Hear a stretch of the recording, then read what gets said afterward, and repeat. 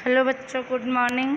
बच्चों, आज मैं आप लोग को हिंदी का पाठ 15 पढ़ाने वाली हूँ, झांसी की रानी। आगे हम लोग पढ़ेंगे। पीछे हम लोगों ने पढ़ा कि रानी की पैदल सेना को अंग्रेज़ों के सेना ने दोनों तरफ से घेर लिया। यह देखकर जो पेशवा की पैदल पलटन थी वो घबरा गई थी।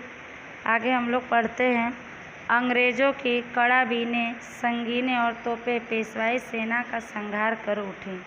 पेशवा की 2 तोपें भी उन लोगों ने छीन ली। अंग्रेज़ी सेना बाढ़ पर आई हुई नदी की तरह बहने और फैलने लगी।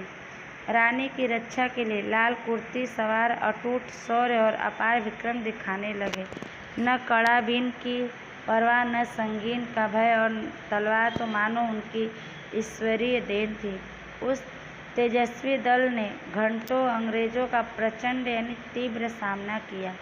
रानी धीरे धीरे पश्चिम दक्षिण की ओर अपने मोर्चे की शेष यानी बचे हुए भाग सेना से मिलने के लिए मुड़ी।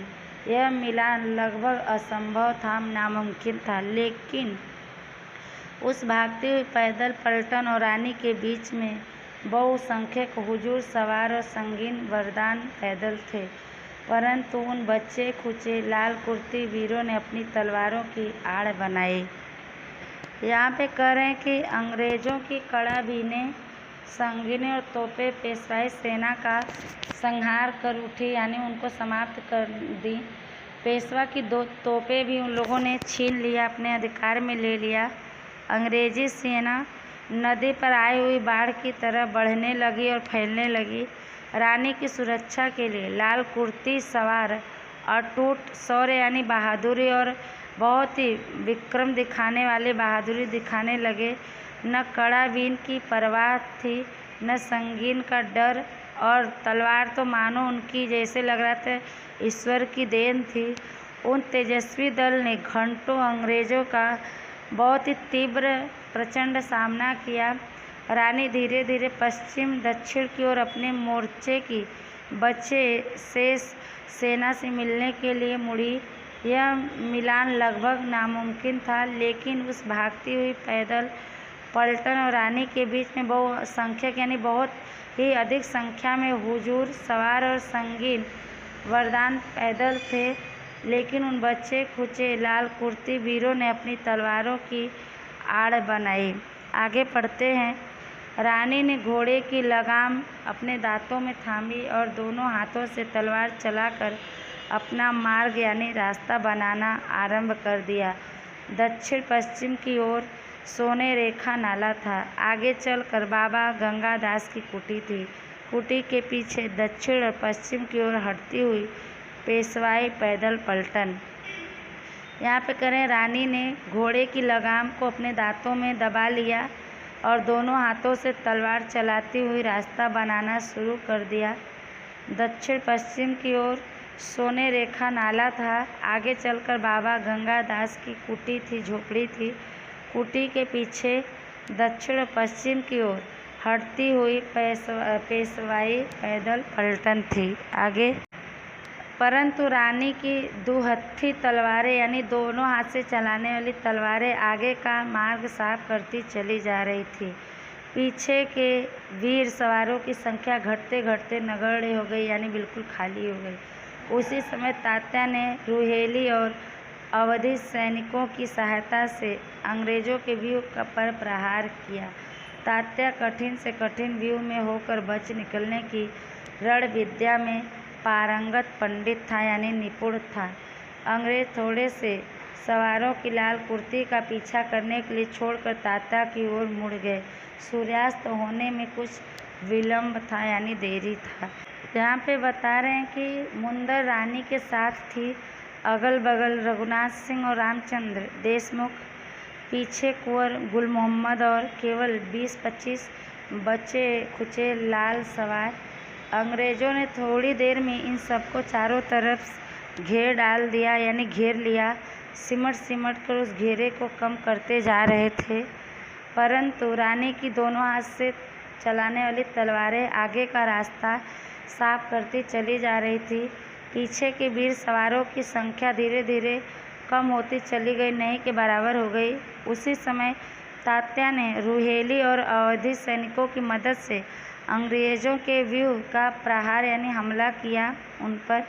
तात्या कठिन से कठिन व्यूह में होकर बच निकलने में पारंगत थे। युद्ध के मैदान में अंग्रेज थोड़े से सवारों को लाल कुर्ती का पीछा करने के लिए छोड़कर तात्या की ओर मुड़ गए और सूर्यास्त यानी सूर्य डूबने में थोड़ा विलंब था, देरी था। आगे पढ़ते हैं। लाल कुर्ती का अंतिम सवार मारा गया। रानी के साथ केवल 4 सरदार और उनकी तलवारें रह गई। पीछे से कड़ा बीन और तलवार वाले 10-15 गोरे सवार, आगे संगीन वाले कुछ गोरे पैदल। रानी ने पीछे की तरफ देखा।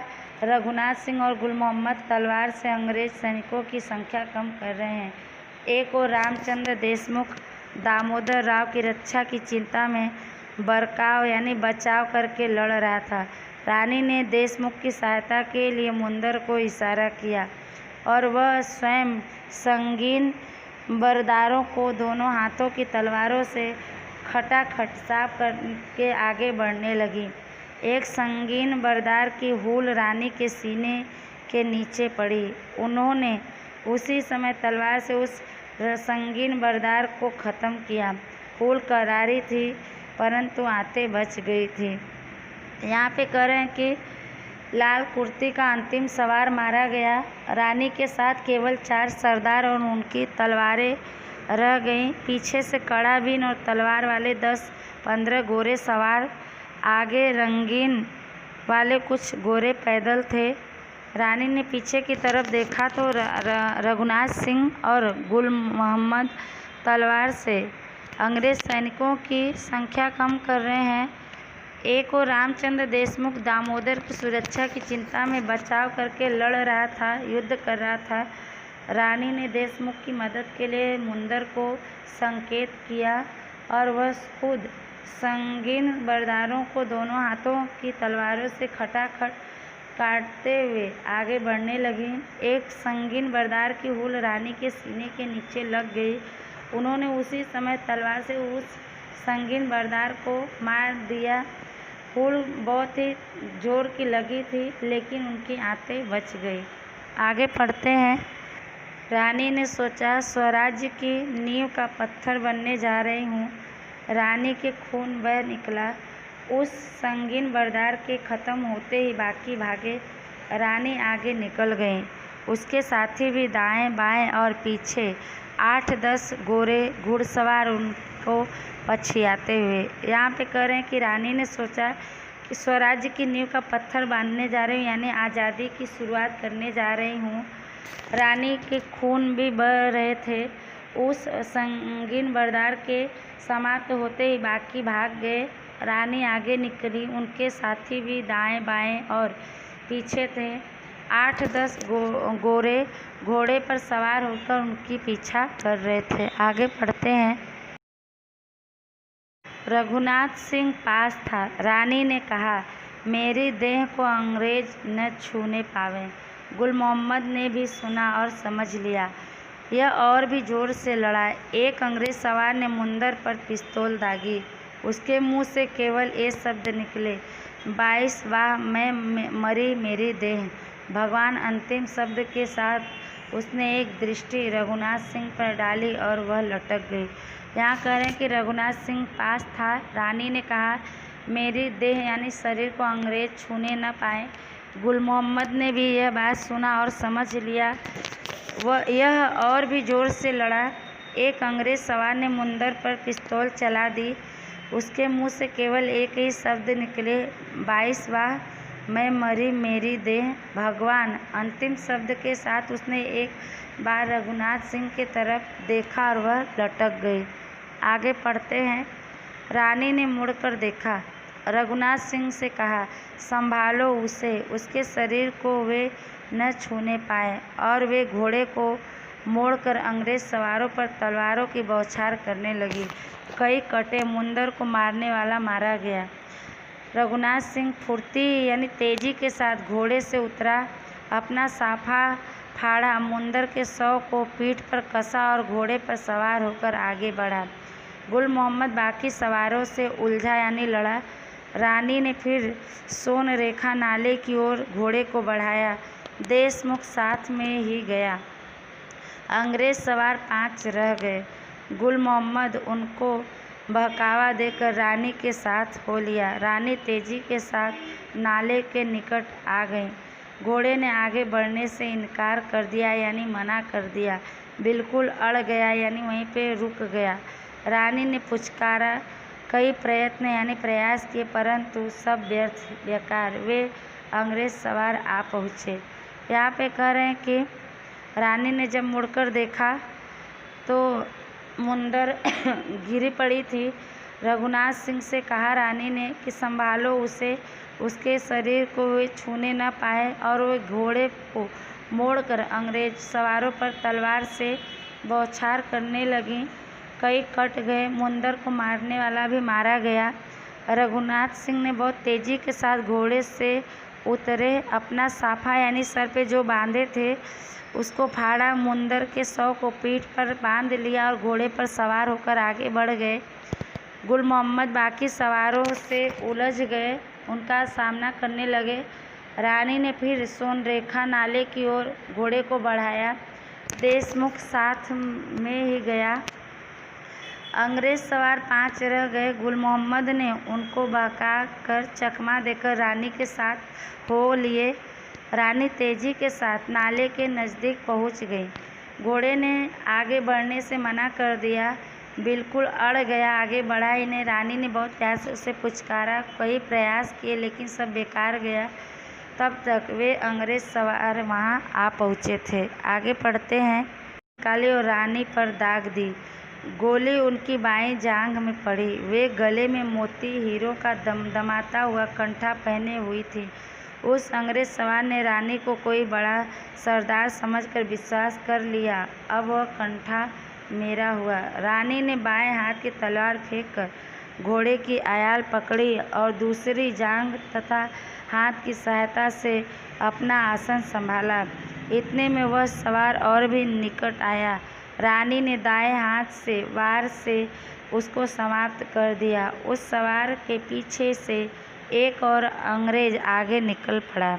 यहाँ पे करें कि एक घोड़े ने पिस्तौल निकाली और रानी पर चला दी। गोली रानी के बाईं जांघ में लगी। वे गले में मोती हीरो का चमकता हुआ कंठा पहने हुई थी, हार पहने हुई थी। उस अंग्रेज सवार ने रानी को कोई बड़ा सरदार समझकर यकीन कर लिया कि अब वह हार मेरा हुआ। रानी ने बाएं हाथ की तलवार फेंककर घोड़े की आयाल यानी उसके बाल पकड़ी और दूसरी जांघ तथा हाथ की मदद से अपना आसन संभाल लिया। इतने में वह सवार और भी नज़दीक आया। रानी ने दाएं हाथ के हमले से उसको समाप्त कर दिया। उस सवार के पीछे से एक और अंग्रेज आगे निकल पड़ा। आगे पढ़ते हैं। रानी आगे बढ़ने के लिए फिर पैर की एड़ लगाई। घोड़ा बहुत प्रयत्न करने पर भी अड़ा रहा। वह दोनों पैर से खड़ा हो गया। रानी को पीछे खिसकना पड़ा। एक जांघ काम नहीं कर रही थी। बहुत पीड़ा यानी दर्द थी। खून के फव्वारे पेट और जांघ के घाव से छूटे जा रहे थे। गुल मोहम्मद आगे बढ़े हुए अंग्रेज सवार की ओर लपका, परंतु अंग्रेज सवार ने गुल मोहम्मद के आ पहुँचने के पहले ही तलवार का वार रानी के सिर पर किया। वह उनका दाईं ओर पड़ा। सिर का वह हिस्सा कट गया और दाईं आंख बाहर निकल पड़ी। इस पर भी उन्होंने अपने घातक पर तलवार चलाई और उसका कंधा काट दिया।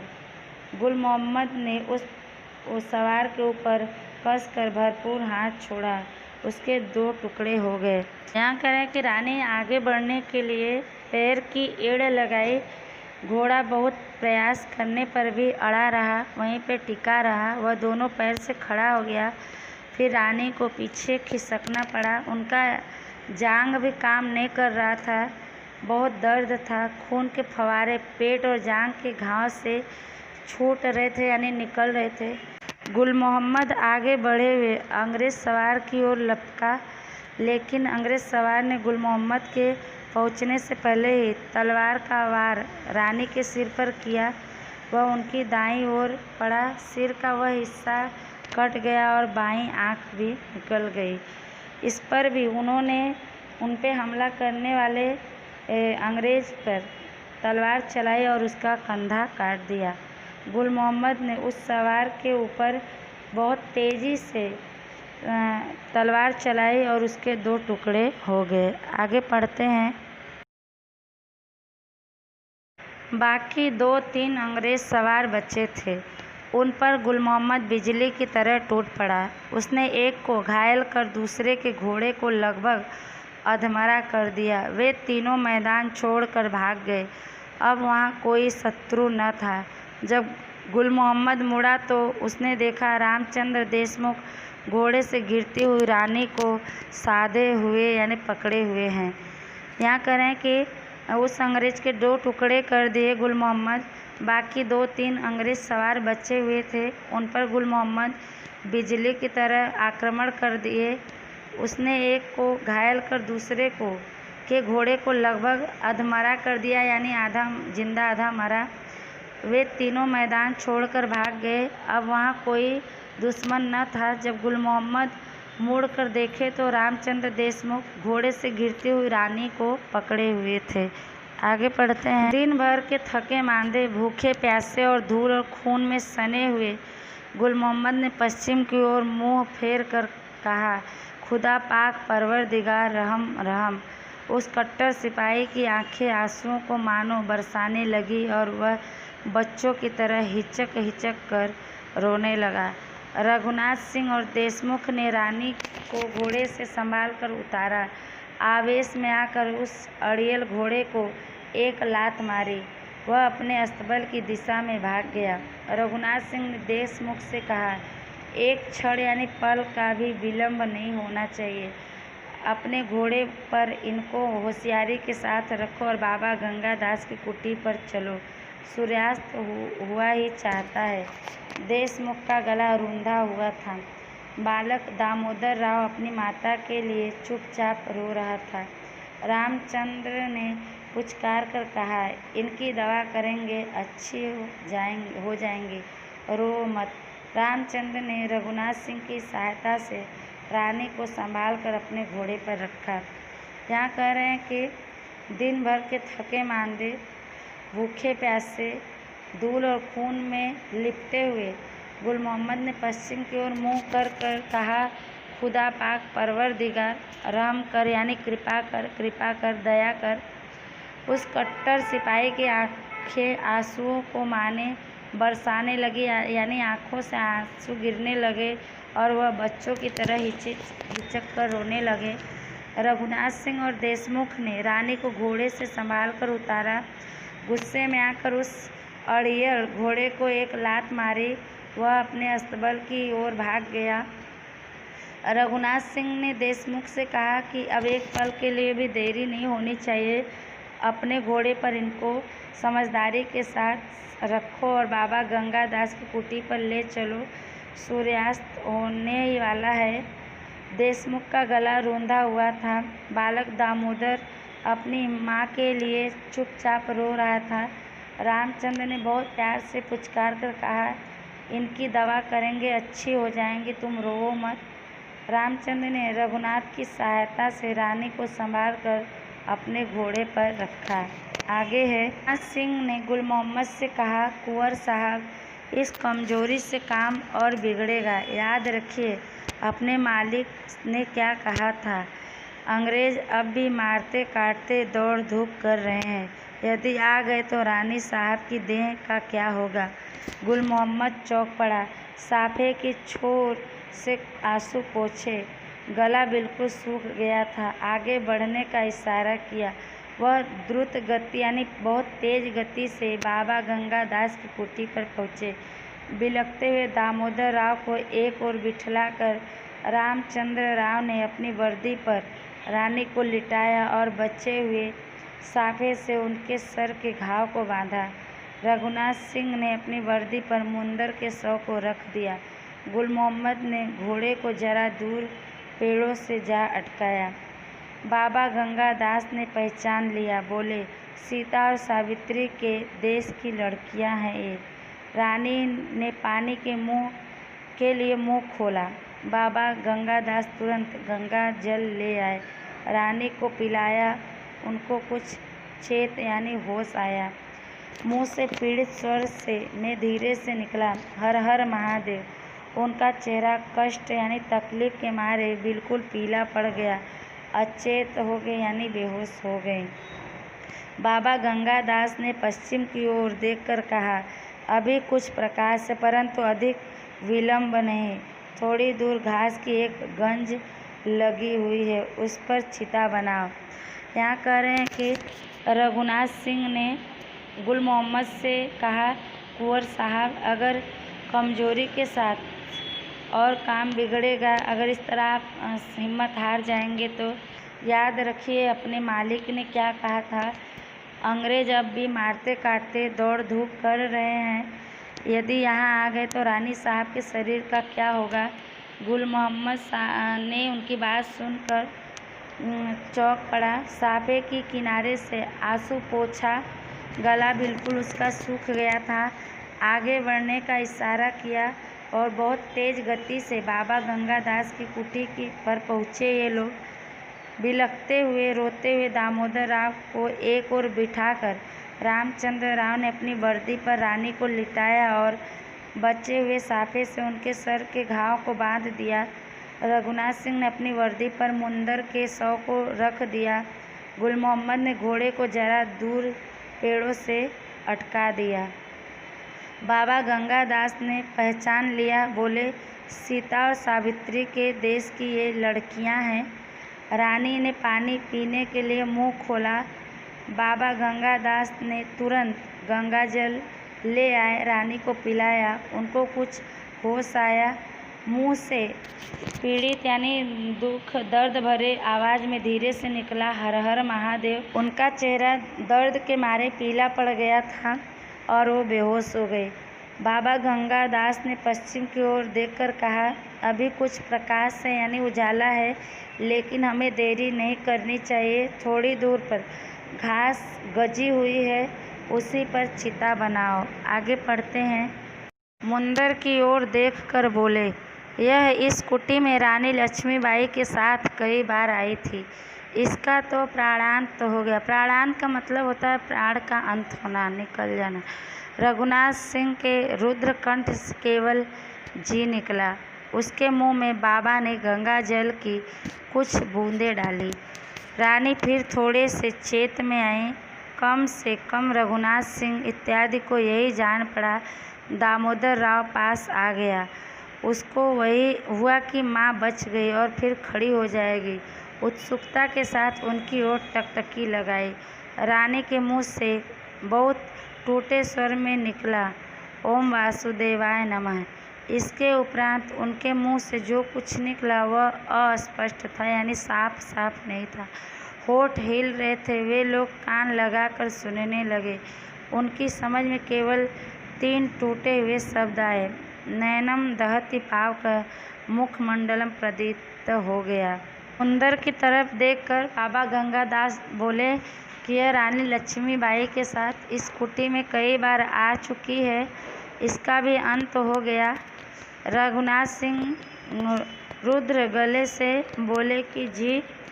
उसके मुंह में बाबा ने गंगा जल की कुछ बूंदें डाली। रानी फिर थोड़े समय के लिए होश में आई। कम से कम रघुनाथ सिंह इत्यादि को ही जान पड़ा। दामोदर राव पास आ गया। उसको लगा कि माँ बच गई और खड़ी हो जाएगी, और बेचैनी के साथ उनकी ओर एक टकटकी लगाई देखता रहा।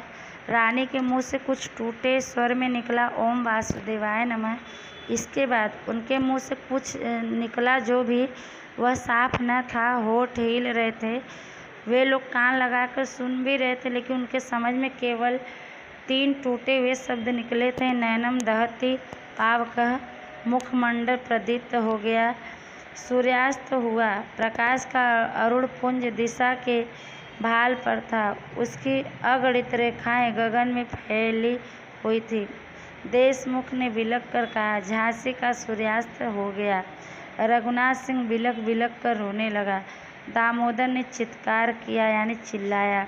बाबा गंगादास ने कहा, प्रकाश अनंत है, यानी उसका अंत ही नहीं है। वह कण कण को भासमान कर रहा है। भासमान का मतलब होता है चमकाना। फिर उदय होगा, फिर प्रत्येक कण मुखरित हो उठेगा। यहाँ पे बता रहे हैं कि सूर्यास्त हुआ। सूर्य जब डूब गए, प्रकाश का अरुण पुंज दिशा के भाल पर था।